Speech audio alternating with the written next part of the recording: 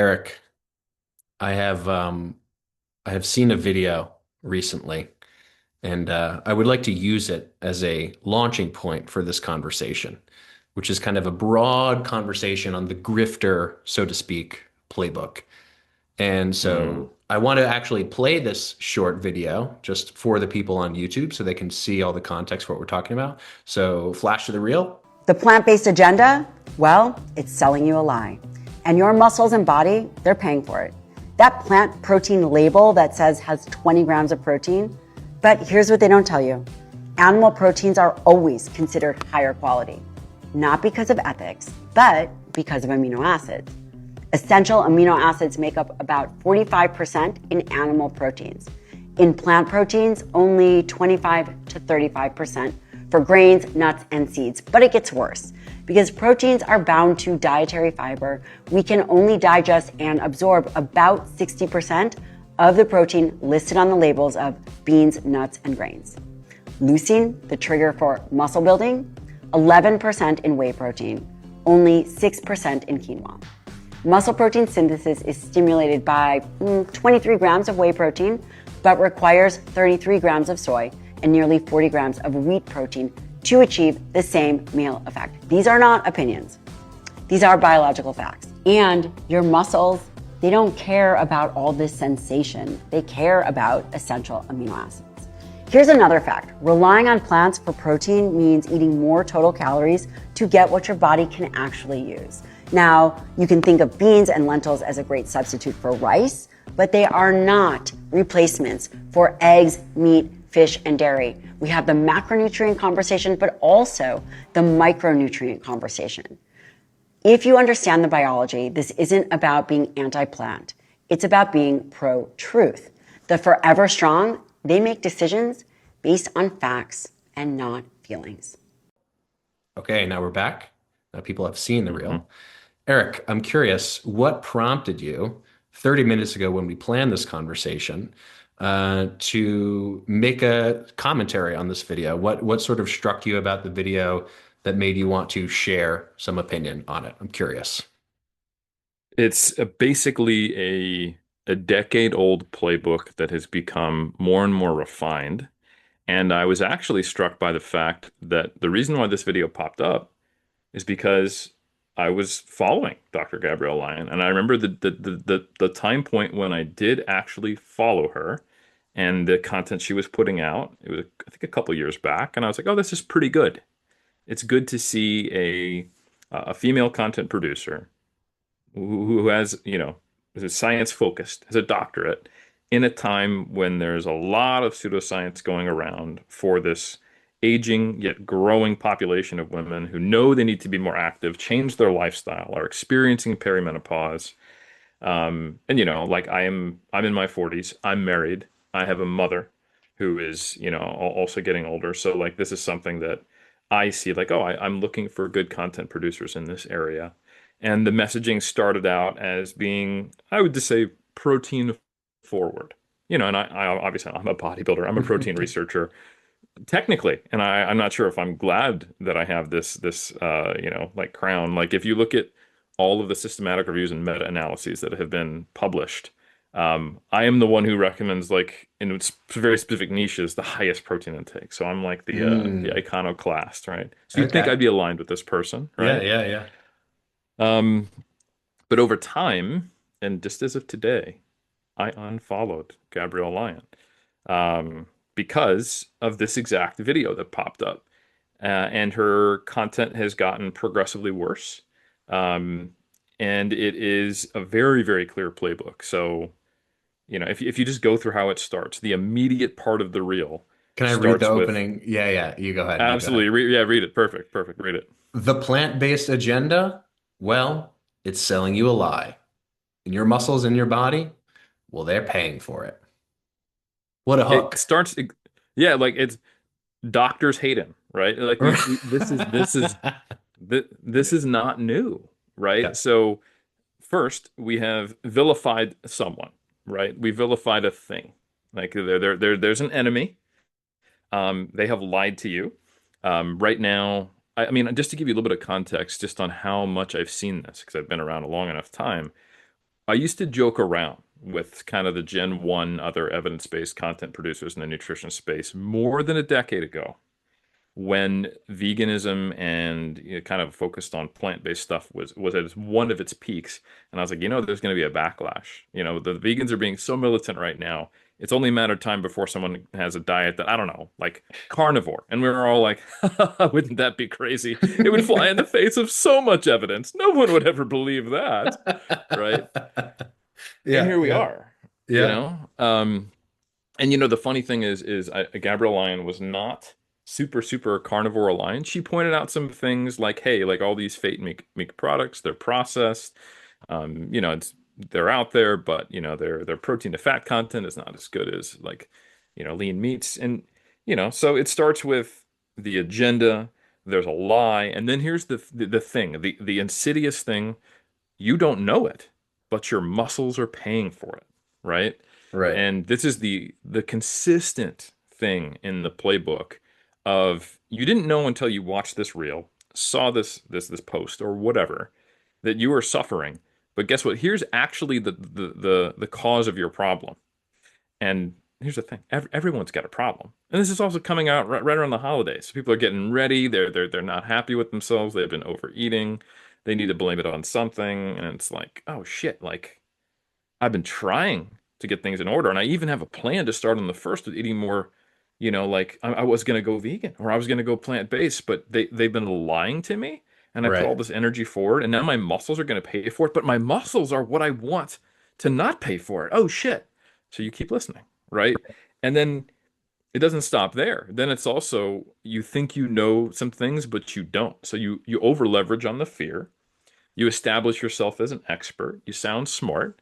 The labels that you thought are accurate are wrong. It says it has this many grams of protein, but actually it's only like 60%. Hmm. And then here's why.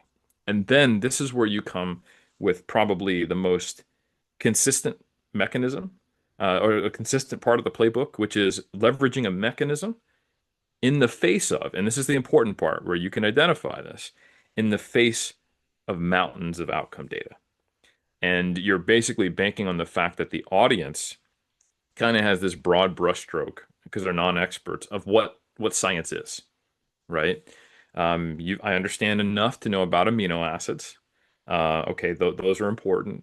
Protein breaks those things down. I've heard something about leucine. Okay, leucine is a trigger. That's important. Okay, plant-based proteins are lower in leucine. They have fewer amino acids. Oh, and they're less biologically available.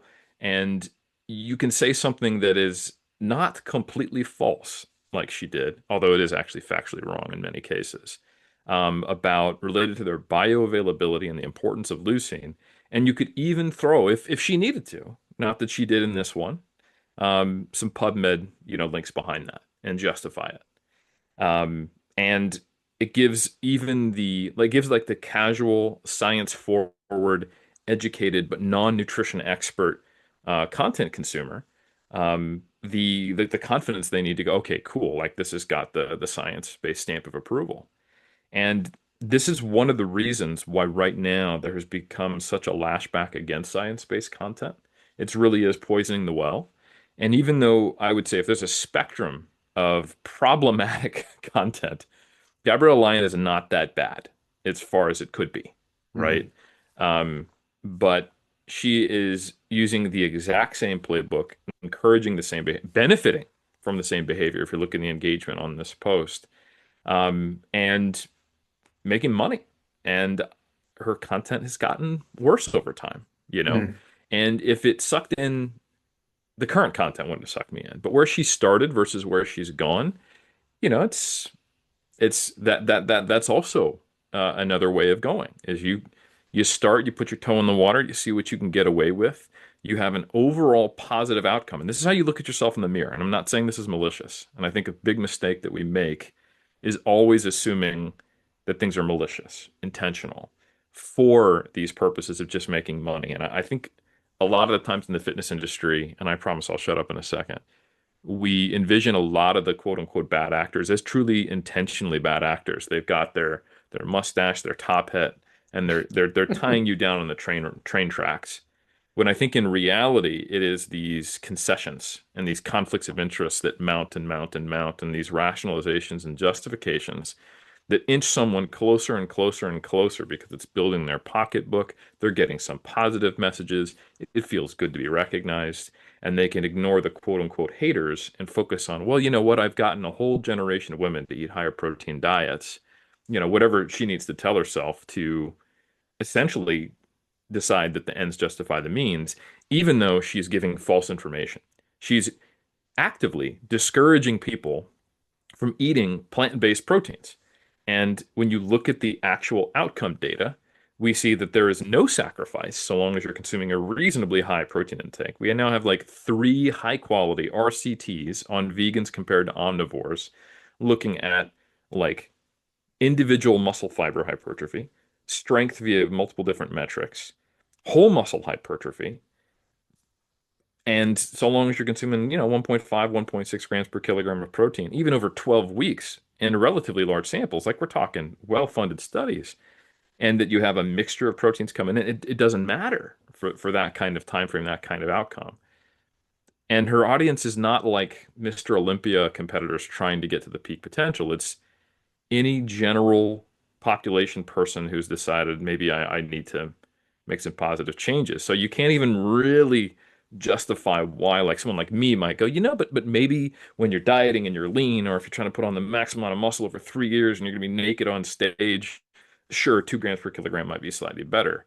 So you can try to make it make sense, but ultimately she's discouraging people from options.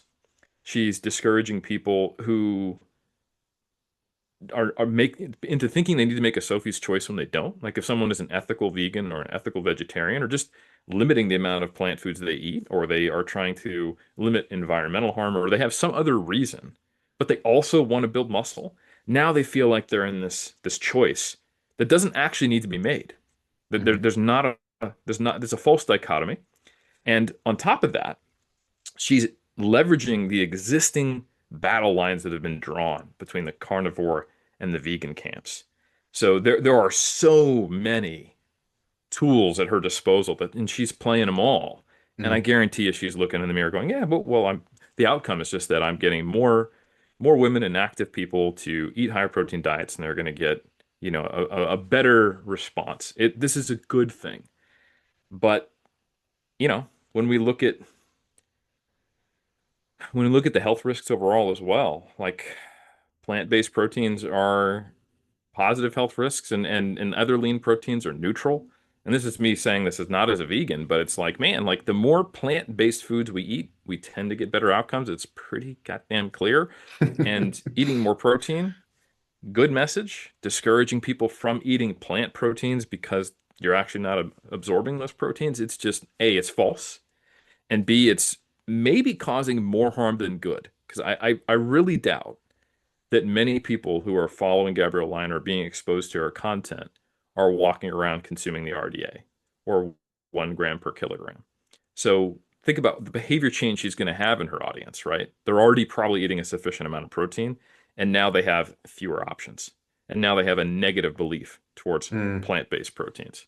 Yeah, and that's something that's a really key point too, which is like, who do you think is in her audience? Who do you think is absorbing this Mm. message? Most people, I imagine, follow the people that they tend to agree with.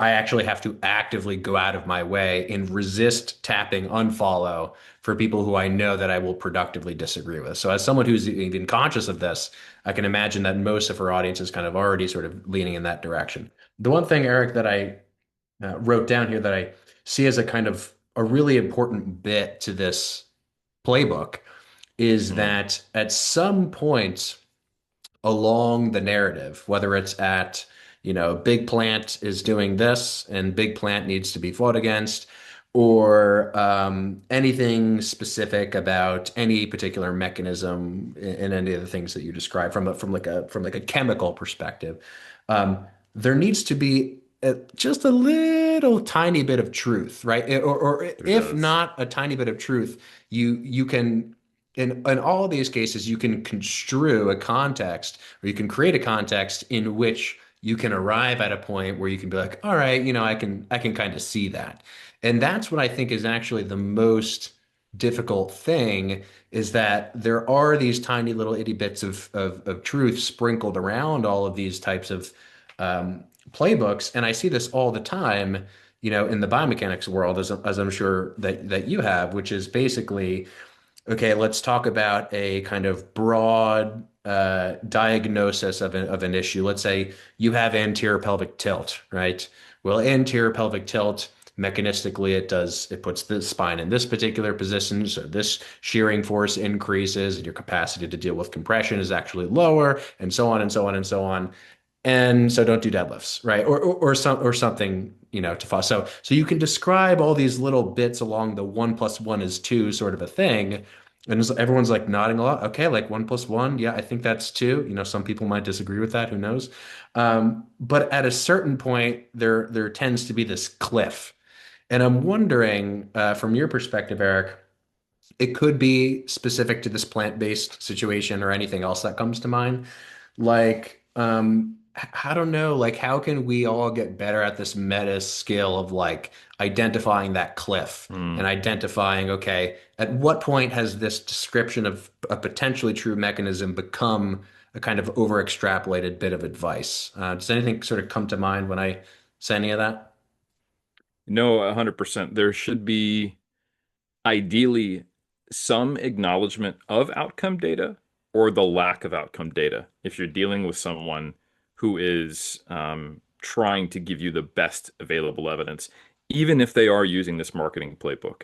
Because the tough thing is like everybody, you, me, and Gabrielle Lyon, and anyone else who's trying to, or whatever the intentions are or the actual outcomes are, we're all aware of this playbook and we all use it to some degree. You Mhm. know, I'm not going to leverage fear and say, hey, actually, the real reason you're not making gains is because of X, Y, and Z, unless I'm incredibly confident in it and that it's an important thing.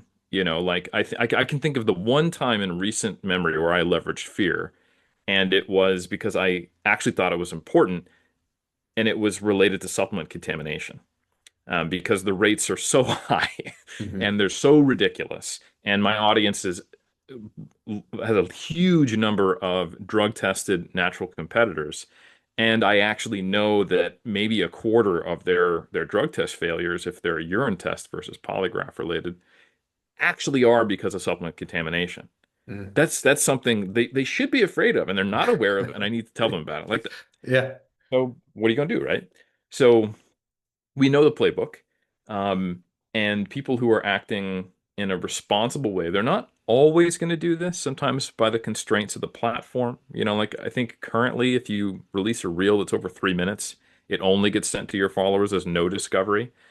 So if you want to say a lot of things and you're going to try to do it in 90 seconds or 60 seconds or X number of characters, and let's say there isn't outcome data, or the outcome data is not that good, and all there is a mechanism, maybe you don't mention it. So this isn't 100% foolproof, but I would say in most cases, if someone is making these such strong claims and is willing to leverage fear and is wanting to change your behavior and is making bold claims and catching your eye, they should be doing it based upon some pretty solid evidence that, hey, like what would I expect to see if this was an honest video, or at least a representative video?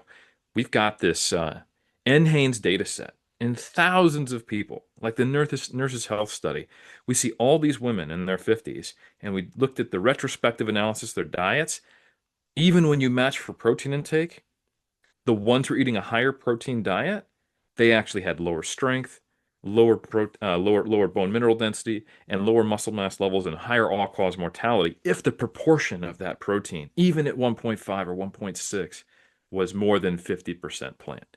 That's what I would want to see for someone to be bringing up this cautionary tale, and that would actually support those mechanisms. Mm. But in the absence of that, then you have to couch it. So let's say we didn't have RCTs and we didn't have, that NHANES data set that I had, but we did have this mechanistic understanding. Then, you probably shouldn't be ringing the alarm bell this hard. And you should say, you know what, I'm a little concerned Mike, you're couching it, which is not the way you grow on social media. Yeah. That, having even a high protein diet when you're plant-based could be an issue for X, Y, and Z reasons. And to be fair, 2008, 2005, mid 2000s, that kind of was where we were at as a scientific community, because we didn't have these trials.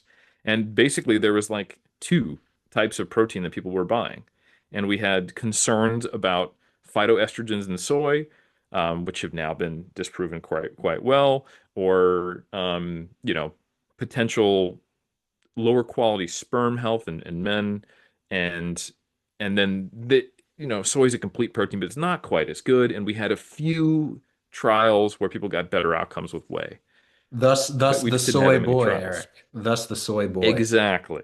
Yeah. Right. So if it was 2005, that message that I had that was couched and wouldn't grow on Instagram or any platform nowadays, that would be acceptable. But that was 20 years ago. And now we have like literally mountains of data, high quality data that it completely subverts the mechanistic argument that, like you said, has a grain of truth at best. But you'd have to change the percentages, change some of the things she said, because she said only 60% of the protein that you eat in most plant-based foods actually gets digested 'cause it's bound to fiber. None of that is an accurate way of putting that. But here we are. It's truthy is the best way I can say it. Yeah, yeah, absolutely. What are some other examples that we can maybe talk through, either in the nutrition space or in the lifting space, that sort of come to mind? The first one for me is the seed oil Mm, conversation, which I'm sure you are aware of the research on. I would be not comfortable trying to explain any of it, so I will hand that one to you. But that's the first one that sure. comes to mind as I kind of see a lot of this similar dynamic happening on different sides of the aisle. So I'm kind of interested in maybe if you could talk a little bit about that, because I think that's something people are still interested in. And also just any other example maybe in the lifting space that kind of comes to mind. Yeah, I think the biggest issue right we have right now is kind of this anti-science movement. And when you kind of drill down, some people are much more like anti who is promoting themselves as being science-based. But I Mm. think we just have to be like really, really careful of what it means, what we're doing, and how we're changing our evaluation of information. Because when you actually become anti-science, and I mean the process of science, like Jeff Nippard, Mike Israetel, that's not science. Those are people, right? Um, if you allow that content that is out there right now, or kind of anti-intellectual, anti-science-based content, to somehow change your view that empiricism, or basically controlling things to isolate variables, is a BS way of figuring things out, you're not going anywhere good, right? We're Yeah. going back to, well, the sun's only going to rise if I pray to Ra, right? And then I need to sacrifice somebody to get these crops to grow and pray to Ra, and we're at best getting into our cars via the window and saying the door is not an option at Mhm. best. But most of the time we're going, hey, cars are bullshit. Yeah. Like that's kind of what we're doing. And the reason why this is really important right now, and I brought it up when you brought up seed oils, is when you start to reject the mechanisms that we have for actual intellectual discovery and learning. This is how you can get someone who can change the American guidelines for eating for the next year. RFK is what I'm talking about here. Yeah. Make America healthy again. Who's basically an example of someone who's been influenced by kind of the carnivore crowd and the Joe Rogans and all the things out there that maybe they're not malicious or they're not problematic on their own, but they've done enough to platform, create dissent, and they have enough little grains of truth and hooks to convince someone. But then honestly, the unfortunate nail in the coffin and how it's gotten so bad and so far is that anti-science, anti-intellectual piece that got hugely exploded by COVID, right? We can't trust the experts. The experts are biased. There are, dark, shady rooms where people are sitting down with corporate influences and a shadow government to try to make us eat carrots, and that is their pathway to world domination, right? Yeah. I mean, that is something. And so then as soon as you go, hey, hold on, like I'm going to say something related to science or medical establishment, anything that could be put in that, I can write you off. It doesn't matter how rational your argument is because I've poisoned that well. So what you can ironically do is you can abuse science and say that no, I'm the real person who's telling you the real science, and I'm looking at it objectively, not from this place of the ivory tower. And someone who actually understands the actual science is simply try to point that out. You can just lump them over there. It's Mm. very easy, right? So this the seed oil issue is problematic because it not only has that hook, um, but then it is people who won't want to actually listen to large NIH funded studies or the process, which like the 2020 to 2025 dietary guidelines for Americans, they're so literally polar opposite of what someone in this camp thinks of how they were developed that it is comical.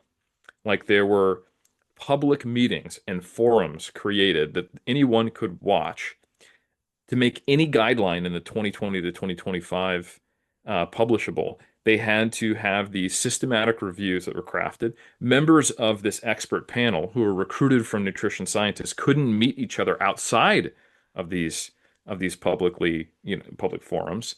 And things that they wanted to say that didn't have strong enough evidence, they couldn't because there wasn't a systematic review to back it up. Mhm. So when you look at the process that went into creating the 2020 to 2025 guidelines, it's like the most rigorous, annoyingly so, even preventing some relatively reasonable things you could say because the standard of evidence wasn't high enough process of being evidence-based.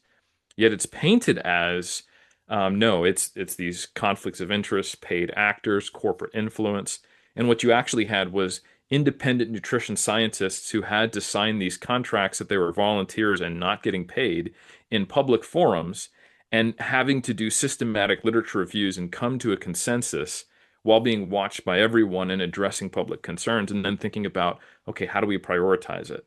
And it was this painstaking process that required a tremendous amount of effort and restraint, and it's painted this way.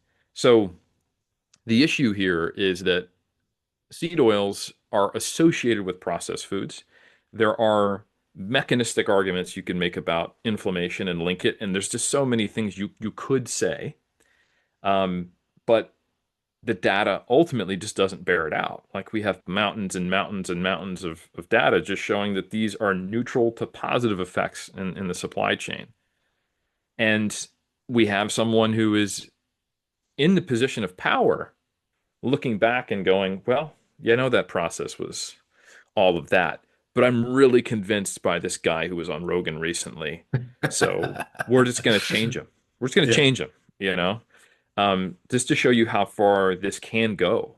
That if it subverts not only just thinking that something's accurate, but it subverts the way of thinking. That's the biggest problem, is that when we actually erode the way that we come to truth, now people get stuck.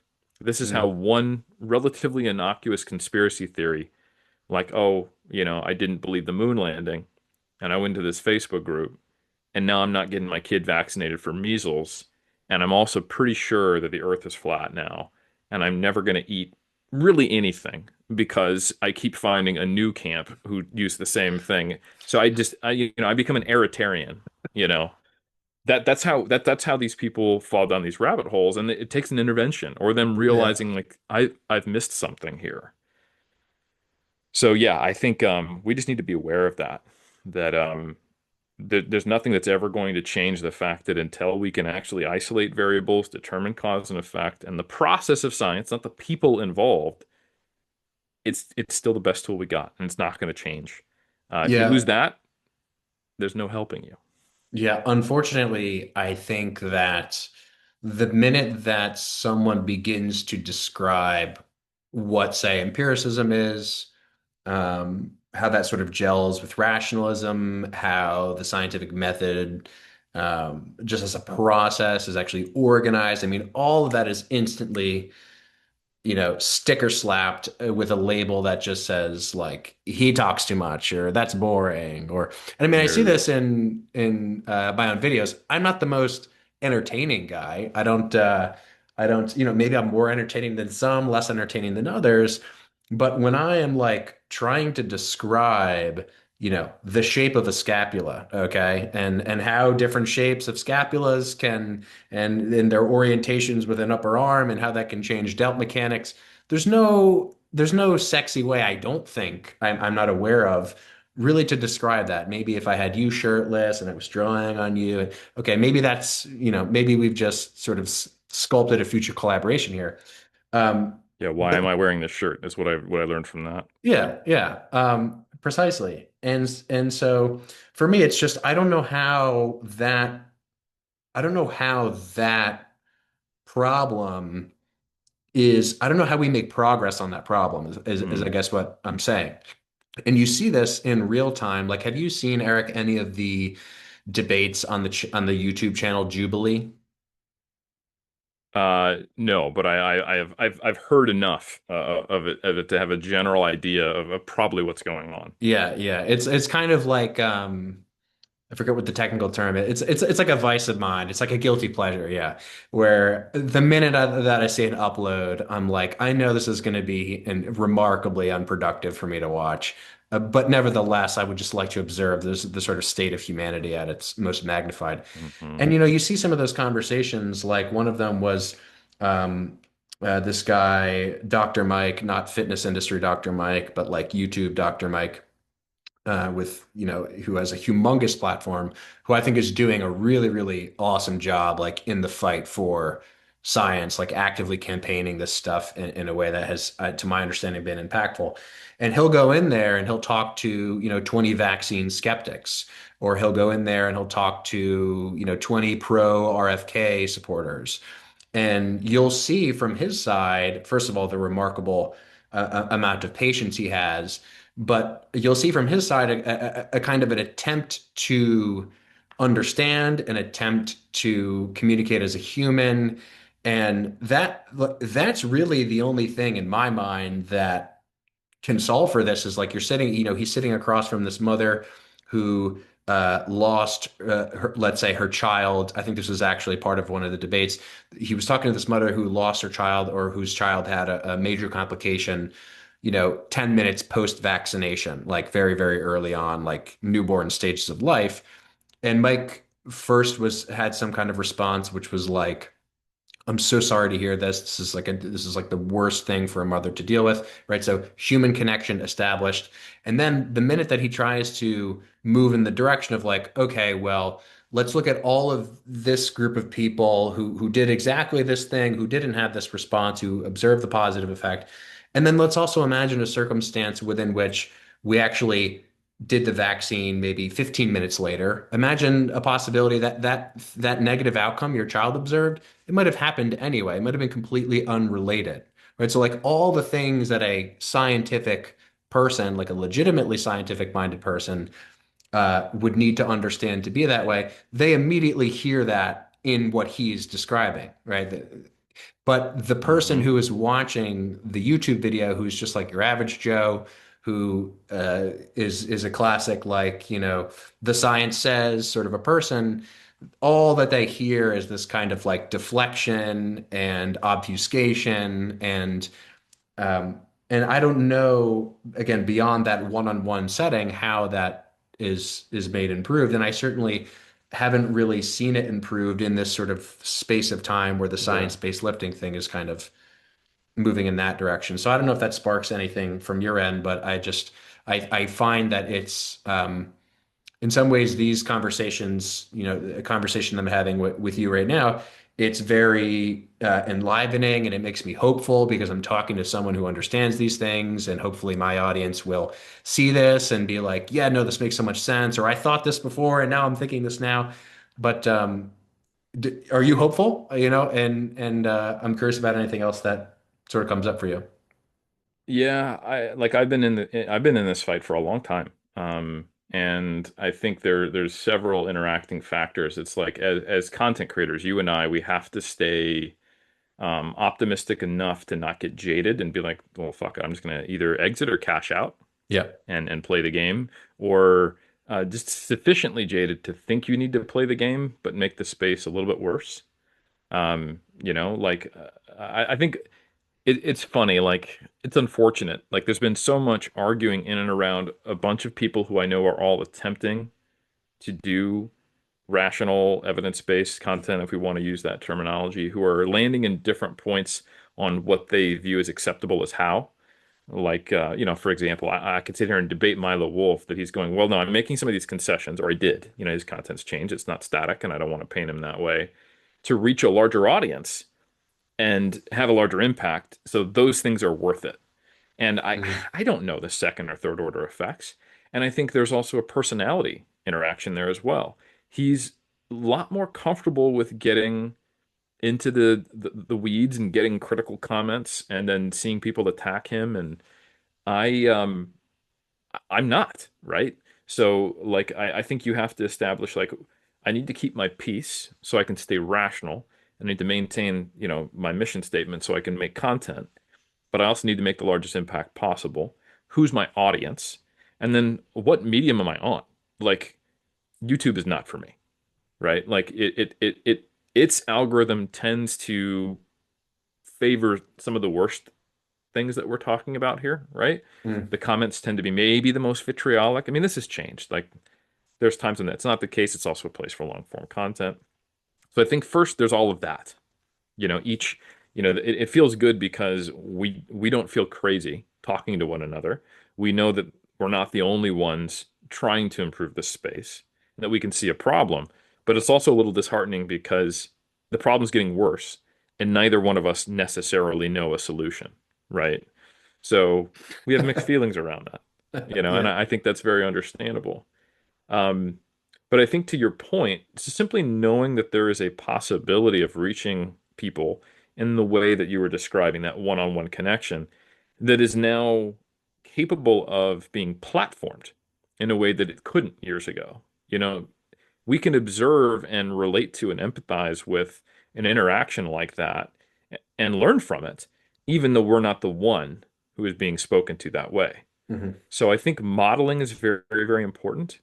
And I think for better or for worse, normalizing certain things is like the like this is I mean this is also how you get extremism to work, but it's also how you get any kind of change to become more normalized. The more someone is says certain things or that those ideas become kind of societally acceptable, then the more they get entertained and the more they can get abused or used in a positive or negative way. So I think modeling critical thinking and talking about it is probably more marketable than we may realize, especially if you're trying to target a specific audience. So, Mm. one thing that I've come to accept is that I'm not trying to reach the same audience as Gabrielle Lyon, right? I think I'm kind of the person who helps other people make content that can have a broader reach. Um, I can't be completely inaccessible, and I do want to help people like who are just really, really serious about lifting and other natural bodybuilders and powerlifters and stuff like that. But I'm publishing peer-reviewed research. My books that just came out have 20 to 100 references per chapter. Like let's be honest about who I'm reaching here, right? So I know a lot of people have had a tremendous amount of benefit from my books because it's helping them understand and how to bring together a lot of these relatively complex topics.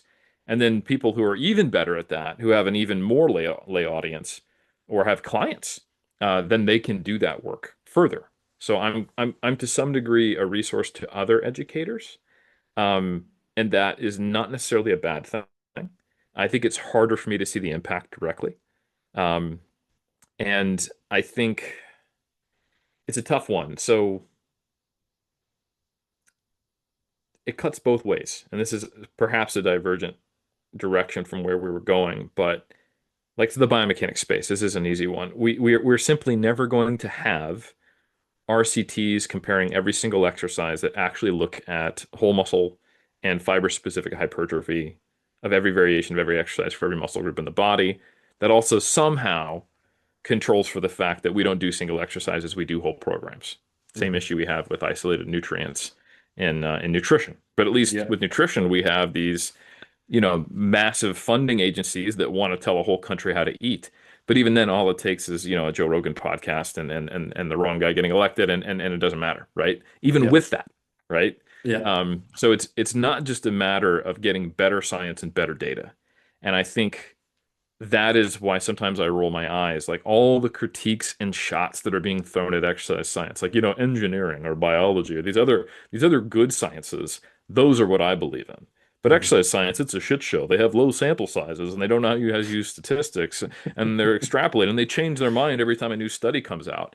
And I think, okay, so what if we maybe had a national health, I don't know, institute that was backed by the largest economy in the world, and maybe we had 20,000 group versus group multi-site trials going back 40 years, and we could look at what every single program that every person did, and we could see associations with the hypertrophy. Would that be good enough? And you go, that would be amazing. I'm like, yeah, we have that for nutrition, and guess what? We just and seed oils, right? So that's not the solution.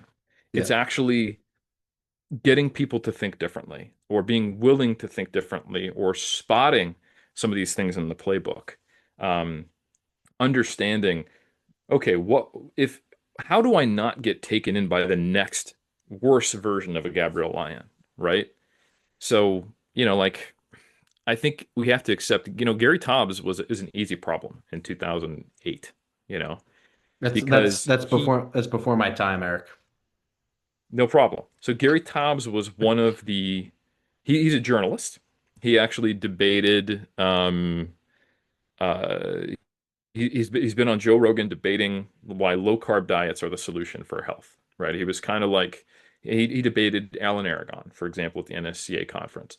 But the important point thing is that he appeared to be playing the same game as science communicators at the time it came out in like this mid 2000s. His book, heavily referenced, but cherry picked. And it wasn't just mechanism hook, real. It was before that time. So this was someone who I think genuinely believed what he thought, because he approached things not empirically, but as a journalist trying to uncover the truth. So he had a suspicion.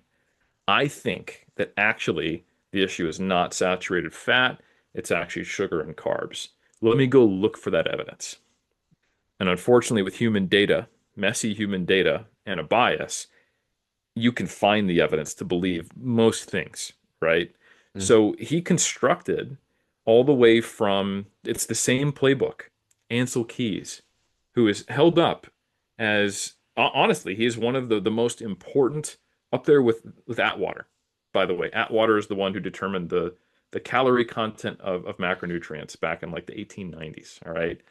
Fast forward to the mid 1900s, Ansel Keys did some of the most foundational research that established our understanding of saturated fat, LDL, and heart disease risk. He's also the guy who did the Minnesota semi-starvation studies, where we actually understand what happens when someone is, the foundation of low energy availability, metabolic adaptation, refeeding, all this stuff. Incredibly important figure. And in one of his publications, he was looking at associations across different countries to see the relationship between dietary patterns and heart disease. And the quote unquote 7-country study, which is the really, really common thing that maybe you've heard of that. Mm-hmm. Okay, so you're not aware of Gary Taubes, but you're aware of his lineage. So he is probably the first one who painted this, which is an inaccurate depiction, as a nefarious omission of data, because in the rest of the world, outside of these 7 countries, this relationship doesn't exist. The actual problem is not saturated fat or fat intake, it's sugar. And you have to look at these 7 studies and leave out data and conspiratorially manipulate the data to paint this picture, which is just simply not an accurate view. And someone, as soon as they bring up the 7-country study in a negative light, where they've got their information, and that they haven't actually looked at the actual data where it came from in the history of these publications. And you know what they're going to say. And it was the same playbook. What did Gabrielle Lyon say at the start of her video? It was the agenda, the lie, and your muscles are paying for it. Hmm. This was, the big anti-fat, nutrition industry agenda. The lie was the 7 countries study, and your heart is paying for it. And the solution is a low-carb diet, right? Hmm. But back then, he was using scientific studies, some limited outcome data, small trials, and a certain interpretation and a lens. So you would even see people who are relatively evidence-based and even adjacent and pretty smart get caught up in this. So like Greg Nuckols, for example, more biomechanics, exercise science, training focus, but really smart guy, obviously well read. In his early days as a trainer, like pre-master's degree, so like, young Greg Nuckols got a hold of, Gary Taubes' book, and it made sense because it was an internally consistent, evidence-based construction if you're not aware of all of the data. So you could actually fight Gary Taubes on equal footing at this time because you were speaking to the in group. Everyone was agreeing to the same thing. There were some things that were, Taubes could poison the well, but he was still saying, well, it was really just Ansel Keys. Like, but look at all this other data. And well, if we don't look at the funded studies, that's relevant. But today, some of these people are saying like science bad, you know, Hmm. that's much harder to deal with, you Right. know. So and ironically, it's gotten more extreme. It isn't just, fruits and maybe fruits, but vegetables are definitely okay, high protein diet, but it's really just refined carbohydrates or maybe just sugar and basically the insulin carbohydrate model of obesity. Like that's being debated in journals. Hmm. Like you have Lustig. You have these people who are willing to play with the rules of peer review, publication, and academic debate where that's taking place. This ain't that, unfortunately. Hmm. What we're looking at is people quite literally eroding the process of critical thinking and leaving you with what? Like sound bites. And Hmm. I think people will eventually find their way out of it if they are inherently a rational actor, but I think the most vulnerable people are going to struggle the most to get outside of kind of those confines. And they unfortunately have negative impacts, like this is how mass shootings happen if we talk about, social political views. Hmm. This is how cults form, and people get stuck for life. And now that it's being weaponized in mass over very, very large scales, I think we have to look at some of the same mechanisms that are used to like deprogram cult members, or how do we de-radicalize people from certain things. And you're right, it is human connection. And that's why one of the things that I harp on a lot, that I get see poo-pooed so quickly, and I think I get disagreed with the most, is things like using the principle of charity, Hmm. not assuming malintent, steel manning the opponent, not being willing to get down and dirty with people, not assuming that misinformation is disinformation. Because as soon as we try to dehumanize or devalue someone else's argument, we kind of just draw those borders between ourselves in a stronger manner, right? We further subdivide ourselves into camps. We look up in the quote unquote like evidence-based fitness sphere is really more about people than claims. And I think that's where we are right now, which is the biggest problem in my mind, is that there is a complete blurring of the lines of education and entertainment. And that's I'm not saying that you can't be entertaining while educating, but you need to know which one you're opting into as a consumer rather than being just kind of a victim to it and just Hmm. floating along on the river of the algorithm. Hmm. On that note, what might be some ways then if we could start to um, sort of create like a map of this entertainment education territory? What are some things maybe that people can look for? What kinds of questions can they ask themselves as it relates to short form content? Because all of it is happening very fast, and it's not Yeah. exactly like people are, like you said, even with the best intentions, able to fully flesh something out. There's always going to be some kind of percentage point that some kind of contrarian can have on the person. But what are some of the things you think might be most helpful to The average viewer who's just kind of like, there may be an intermediate lifter. They are on social media to get information, to inform their training, to make their nutrition more optimal. What if we're speaking to that person, do you think would be wise for them to keep in mind as they're scrolling through their feed looking for information? What might be some helpful sort of bullet points to remember or questions to ask? And also just for me as well, because in the nutrition spaces, in basically all areas of like health related stuff that isn't strictly like I'm looking at force on bones and muscles and resistance and stuff like that. For me too, what kinds of things can I sort of look out for? No, that's great. I think the first one comes from introspection because you're going to get exposed to a lot of content that you may or may not have opted into because it's just there on your feed. And then even when you do actually click on it, how much control are you in really, right? You know, Yeah. so well, what was the image? What was the thing? You got triggered, so you clicked, and now you're watching. And you might have rationalized why you clicked after the fact, but ultimately these platforms are designed to make us click in the first place. Think about how it makes you feel and then contrast that to why did you jump on the platform? So in the case of someone who is an intermediate lifter and is actually trying to get educated, they want to learn facts, right? Now, obviously, we don't pursue anything in life without our feelings. So I'm not going to be the facts over feelings guy because that just basically ignores the human psyche Well, and the motivations for doing anything. that's exactly what Gabrielle Lyon said at the end of her video. She said it's all about facts over feelings. And strangely, Eric, I think it's to your point, I think it's pretty much always about feelings over facts as is evidence. Absolutely. And you can guarantee anyone who says facts over feelings is the angriest person in the room, right?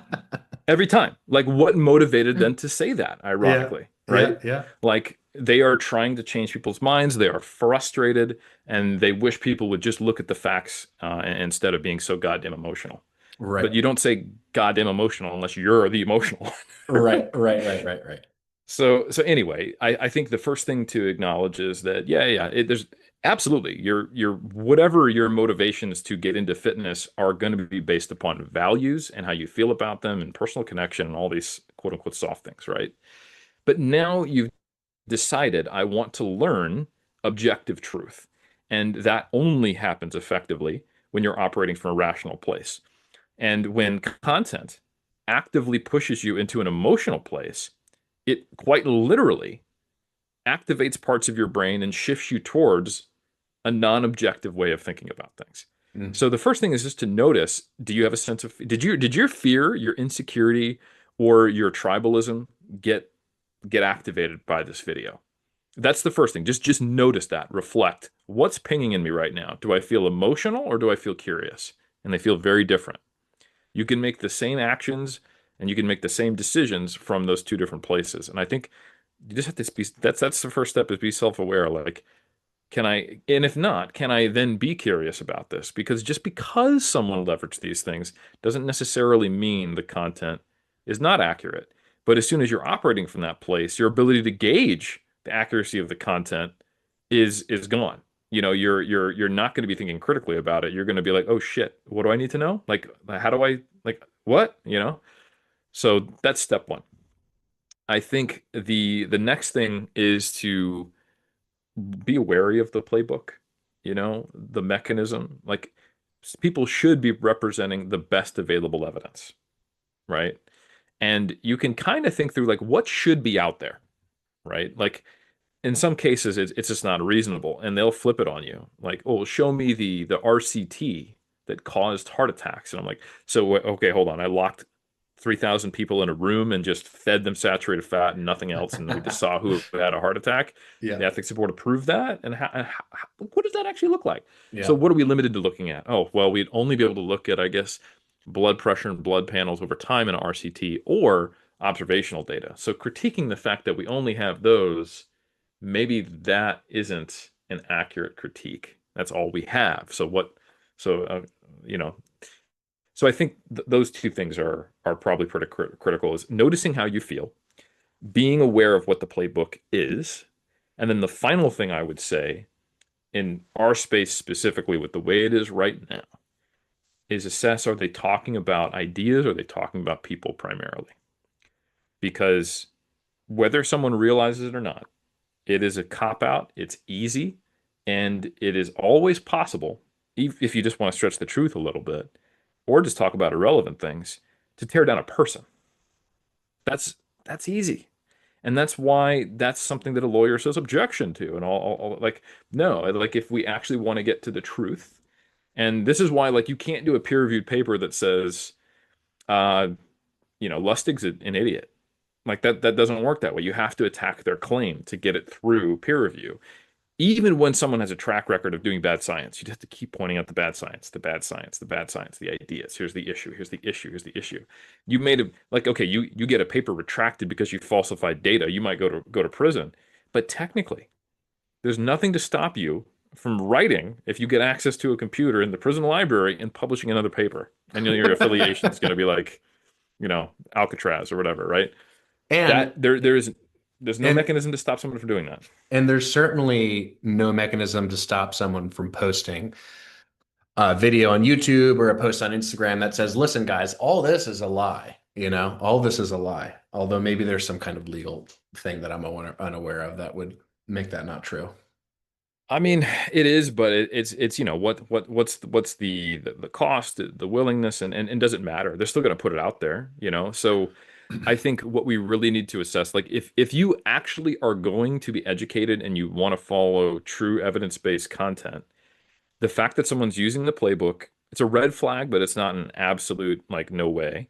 Um, Whether or not someone is using the best available evidence, which you can sort of get a decent idea on based upon the topic, looking internally and seeing if you're triggered emotionally. Is this video actually eroding your ability to think critically?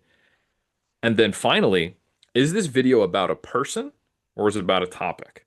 Like if you think you're learning about whether volume or intensity is a better approach in your training, and you're largely informed by people attacking other people with the opposite opinion or holding up a person, either positively or negatively. Like, have you not seen this person who like is a cult like God for us on either side of it? Or have you seen this one example? And again, like we emotionally connect with the end of one personal story because we can see them. We forget that there was 30 of those people in a study that might have found something differently. And unless you were actually running the study like me, you may not see them as people. It's just like science. So are we talking about a person? Are you triggered emotionally? Are they using the playbook? And then the other one I said, are they presenting the best possible available evidence reasonably? Does it make sense that they could be? And then from a content creator perspective, that's the consumer. If you're a content creator and you're listening to this, I know there's plenty, and almost everyone in the fitness industry who loves lifting, what do? They're a trainer. And what does almost every trainer need to do? Have an online presence. Like especially if they don't want to be an in-person trainer their whole life, they have to figure out how to have an ebook or a site or something. Like, they're trying to find a way to passive income. So I would guess 50% of our audience are people who might consider themselves or will become content creators. So Yeah. listen up.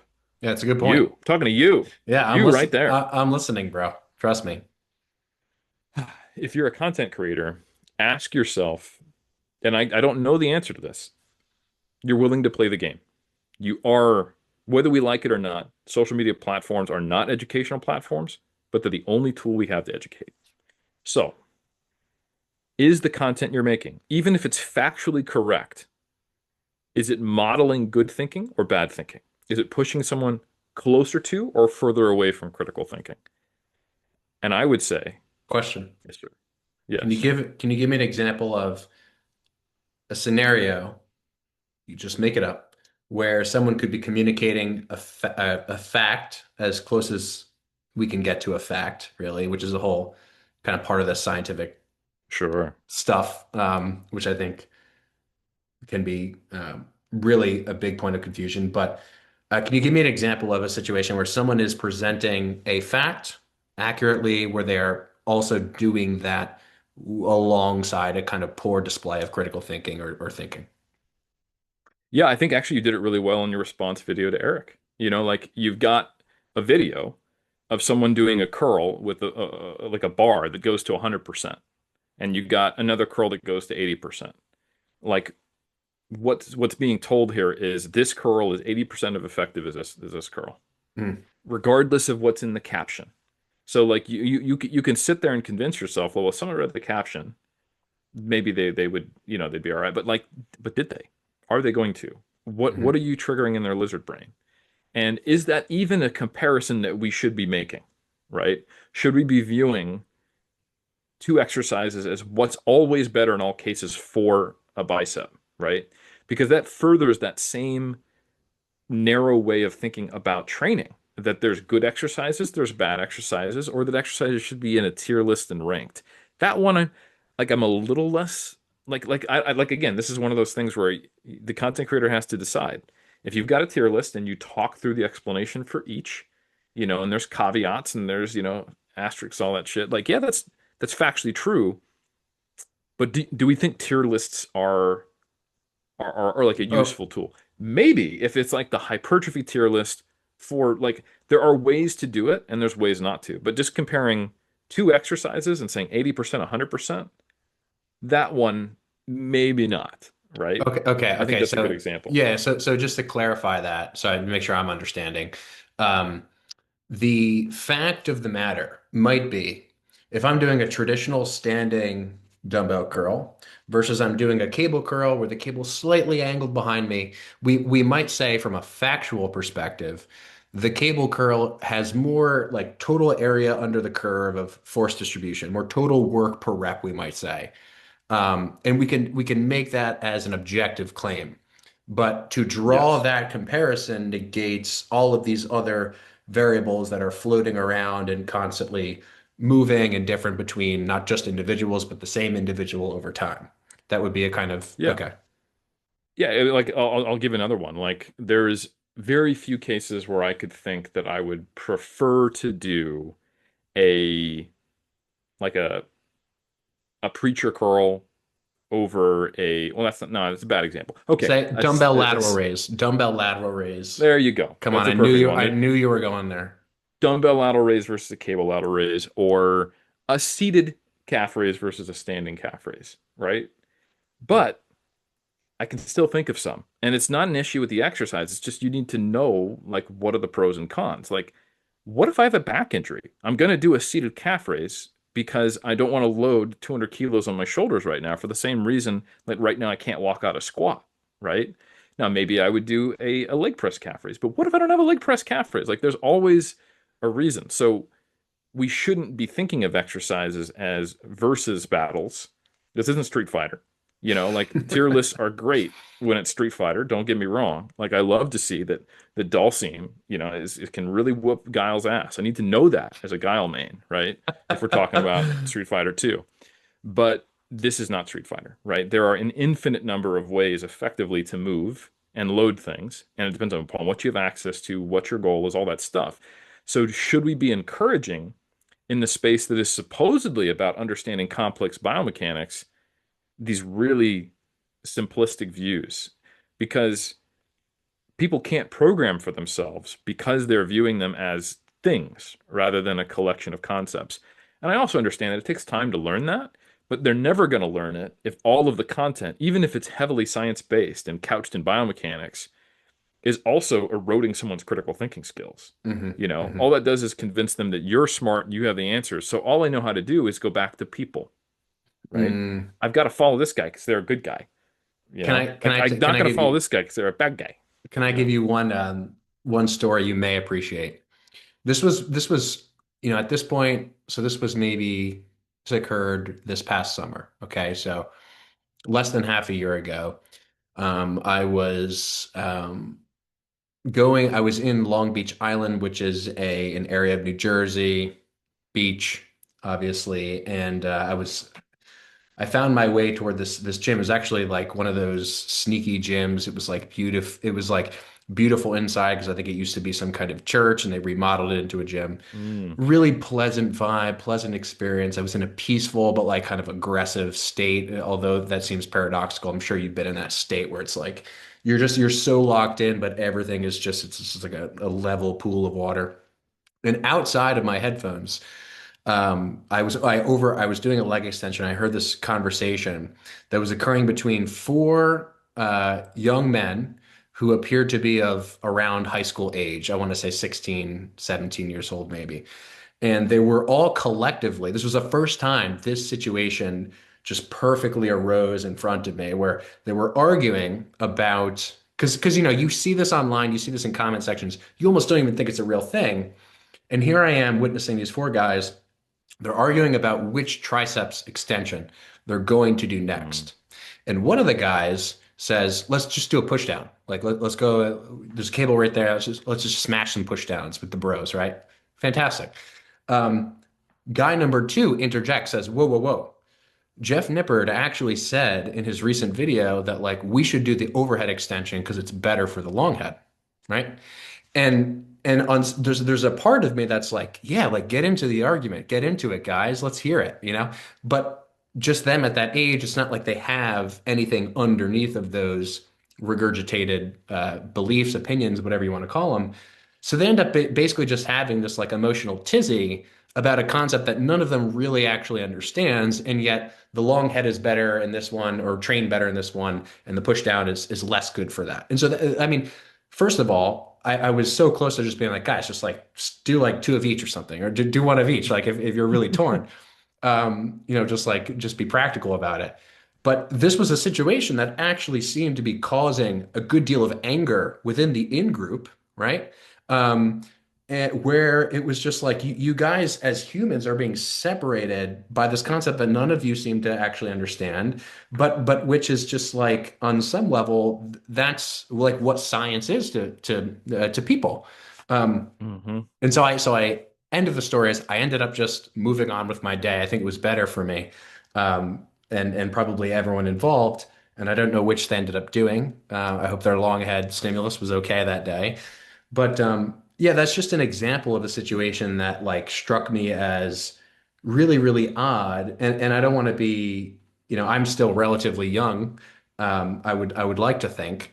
But I was lucky enough to not have even had the opportunity to like have that kind of Mm. conversation, that kind of interaction. It was just like, let's do this. Sure, why not? Like, let's just see how it goes. And I think that the more that strangely we can swing the pendulum back, at least in certain areas, to that kind of conversation, let's see how it goes. I think the better off that will be. So I think the key point that I really want to highlight that you made was like this is kind of esoteric sounding, but exercises aren't like things, but saying that an exercise isn't a thing, it's really just a collection of a bunch of different variables that exist along multiple spectrums that are kind of all like intertwined and constantly changing. That is not that is not an easily communicated idea. And No. so I don't exactly know how that relates directly to what you were saying, but um, yeah, that was shocking to me because it was kind of like I was seeing a movie and then I was like seeing the actor the next day and being like, whoa, like this is actually a thing that exists that is strolling around. Yeah, a lot of it is that we have to both acknowledge that the only way when someone is at the early stages of learning concepts that they're able to hold on to them is through heuristics and simplification. It's the reason why we use heuristics, models, and simplifications, but also making sure that our content doesn't trap them in believing it ends there, I think is really important. And I Mm, don't even necessarily think this all has to be done through a single content creator. If you're trying to reach a lot of people who are new to fitness, you're going to use a lot of heuristics, and maybe there is a place for the red X and the green check. Um, but I think you need to understand that a lot of the content in the kind of quote unquote evidence-based fitness space purports to be one and is obviously the other, right? Like I want to be super, super evidence-based, but most of my content is about attacking other people. Well, I'm saying things that are factually correct about the science while simultaneously completely undermining the entire philosophy of science, mm, right? I am addressing not other ideas, but I'm eroding other people's, and I'm clearly emotionally charged about this. I, going back to that facts or feelings things. When you see information, like when you get charged about the dude who said, I want to train the long head, and you're mad at them, and then you respond back to them, it's not because you have strong feelings about how to train the long head, right? And this is also a really useful. You don't you don't care that Hey, much. Like even me listen. as a Hey, competitive, speak for I yourself, am a bro. competitive bodybuilder, brother. Like I definitely want to grow my long head, but if someone is incorrect about the best way to train it, I don't throw down, right? Like this isn't. We're not going to fight over it because of my emotions around the long head. Um, these things turn into fights and these vitriolic character assassinations online because of the emotions attached to what it means to be right. When I am right, I feel acknowledged, I feel validated, I have an in group, and I have acceptance, right? So when someone says, the facts over feelings things, it's about them. Mm. And when someone else's content threatens them or those feelings or those values or their in group or their acknowledgement, like if you made me feel wrong, now I don't feel accepted. And for whatever happened in my life, now I'm going to be supercharged up. So if you think you're following evidence-based content, but the person you're following has a tremendous amount of response videos, attacks, and not done in a appropriate way, especially, um, you know they're not calibrated towards actually being evidence-based, regardless of how many studies they cite. Mhm. So like things like that are kind of what I'm getting at. It's like um, you need to be aware of what's really going on here and in the content you're following and what you're really doing as a content creator and what is the impact on the space. So I think just looking inward a little bit goes a long way, both as a consumer and a content creator. Yeah. You, I think, just connected some dots for me because before we pressed record here, we were talking a little bit about like my journey through the content creation space and how I've approached it and how it's changed. And I think anyone who's stuck with me long enough since maybe 2020-ish has seen that change. Um, and they have expressed, many people have expressed to me and really acknowledged that directionality toward addressing ideas, putting out ideas that I think are good, critiquing ideas that I think are bad.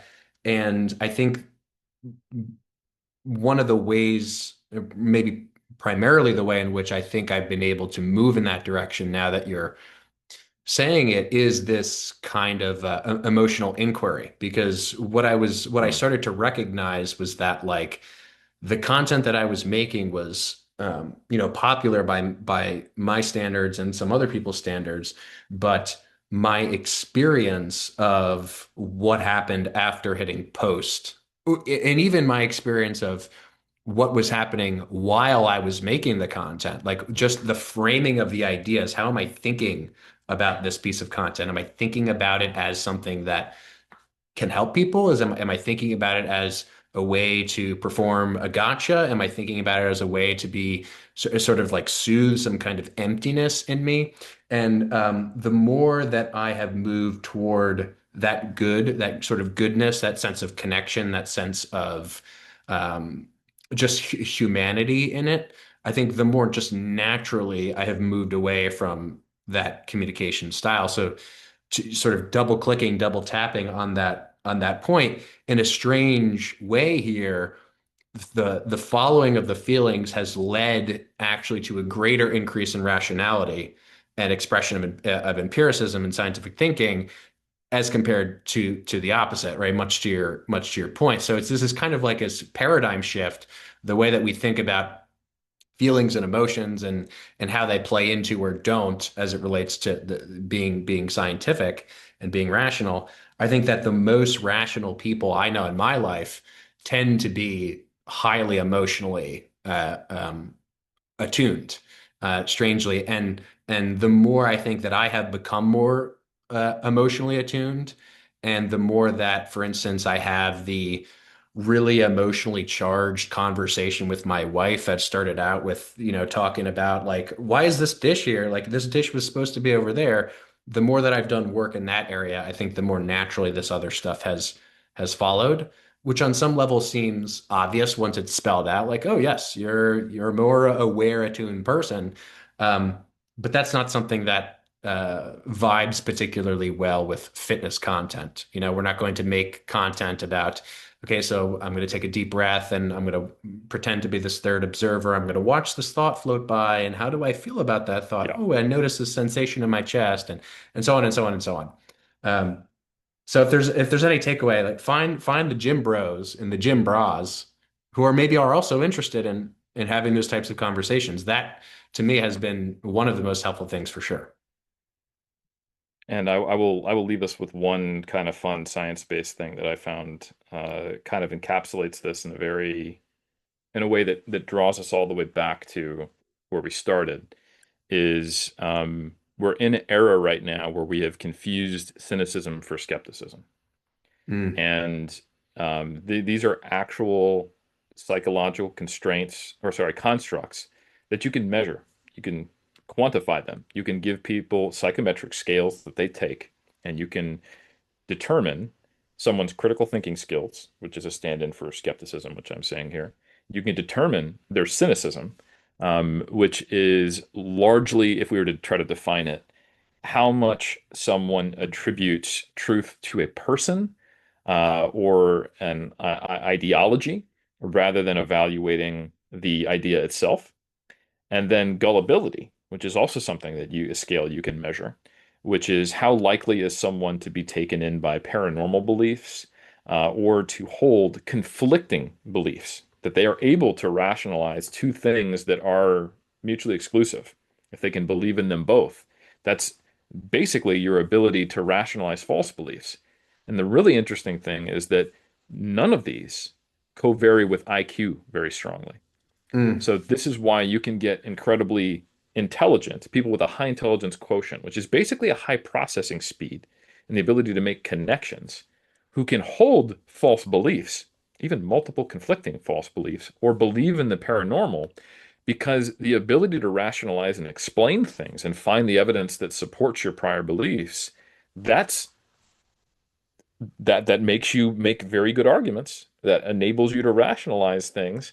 But also, if it's a false pattern, or if you're not actually evaluating your own, like we went to here, emotional triggers then and blind spots and biases, and when you're protecting something emotional with this house of cards that you're building rationally, quote unquote, you got a problem.